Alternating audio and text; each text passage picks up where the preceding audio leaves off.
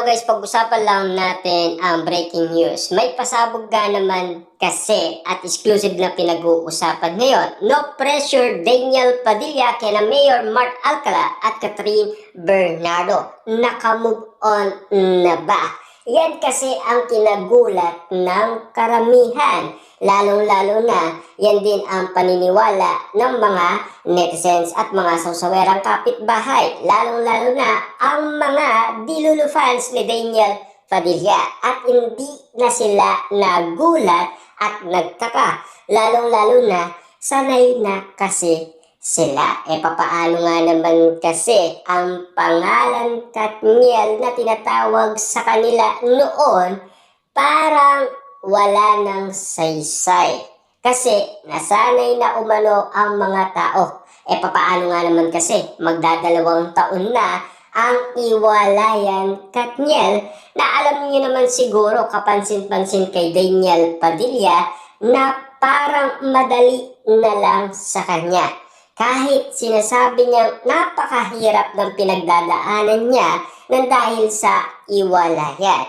Ayon kasi sa kanya, gulong-gulo ang kanyang isipan at litong-lito siya bago niya kunin ang nasabing project na incognito na kanyang teleserye. At least, nakakatulong nga naman kasi iyon, sabi ni Maris Racal sa kanya.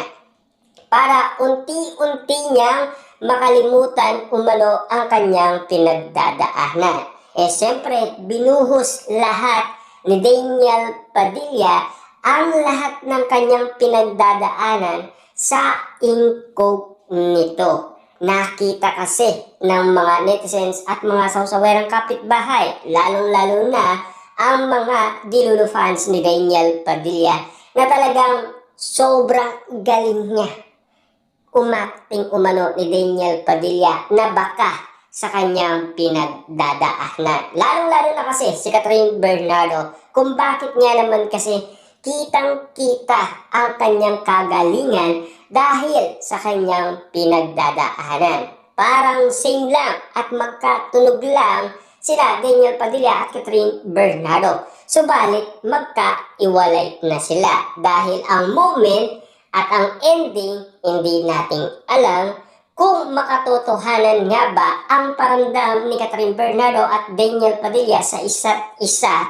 At eto na naman ang mga pasabog ngayon kina Catherine Bernardo at Mayor Mark Alcala na hindi natapos-tapos ang issue at intriga. Lalong-lalo na sa mga patotoo ng iba't ibang mga netizens na ginagawang resibo at ebidensya kahit na magkaiba man ang eroplanong sinakyan nila.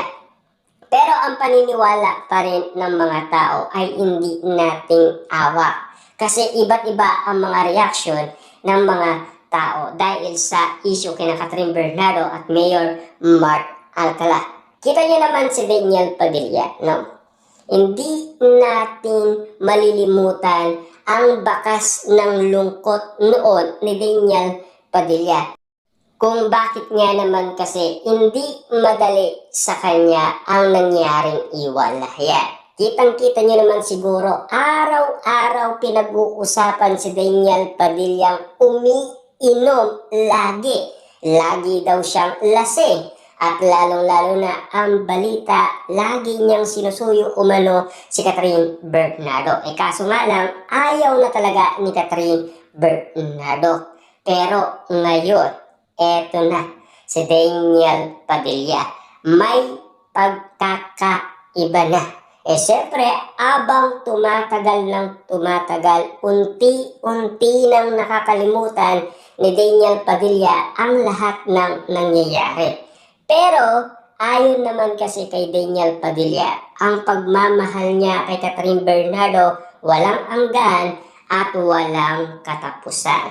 Lalong-lalo na kasi hanggang ngayon single pa rin siya at ganoon din naman si Catherine Bernardo. Magkakaroon pa ba ng moment sina Catherine Bernardo at Daniel Padilla magkabalikan or malabong-malabo na? Dahil kitang-kita yan ng karamihan. Lalong-lalo na kasi Yung pagpaparamdam nila, baka kwento na lang at issue na lang ang chika. Dahil kahit anong gawin natin, baka sakaling si Catherine Bernardo ay manatili na kay Mayor Mark Alcala. Gaya ng paniniwala umano ng karamihan, lalong-lalo na sa paniniwala umano ng mga Dilulo fans ni Catherine Bernardo, na ipaubaya na lang kay Catherine Bernardo ang mga desisyon dahil nasa tamang edad na. Dahil 30 years old na si Catherine Bernardo. Alam niya na ang tama at mali at alam niya na ang kanyang ginagawa. Tama nga ba?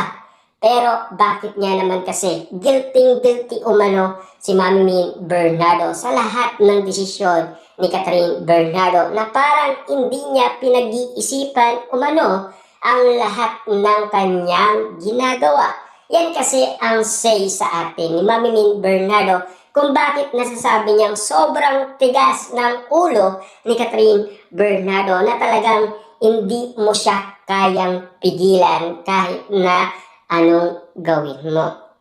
Kasi may tamang kaisipan si Catherine Bernardo kung ano ang kanyang nais. Ganon din naman kasi si Mayor Mark Alcala. Pero wala naman talaga masama sa ginagawa ni na Mayor Mark Alcala at Catherine Bernardo. Kasi single naman silang pareho. At lalong-lalo na matagal na rin silang single.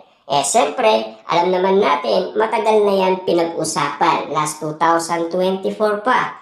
Ang pagkakaalam natin kasi, kakaiwalay lang nito ni Mayor Mark Alcala sa kanyang ex-girlfriend na si Mika Reyes last 2024.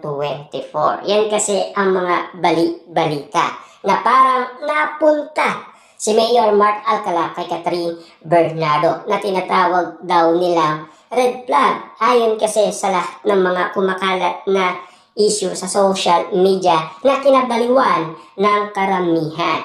Kung bakit niya naman kasi pinipigilan si Catherine Bernardo ng mga netizens at mga sasawerang kapitbahay at ang ibang mga Dilulo fans. Kaso nga lang, wala tayong magagawa dun eh. Gusto ni Catherine Bernardo yan eh. Saka yan na lang ang pang-awakan natin, ang kanyang desisyon.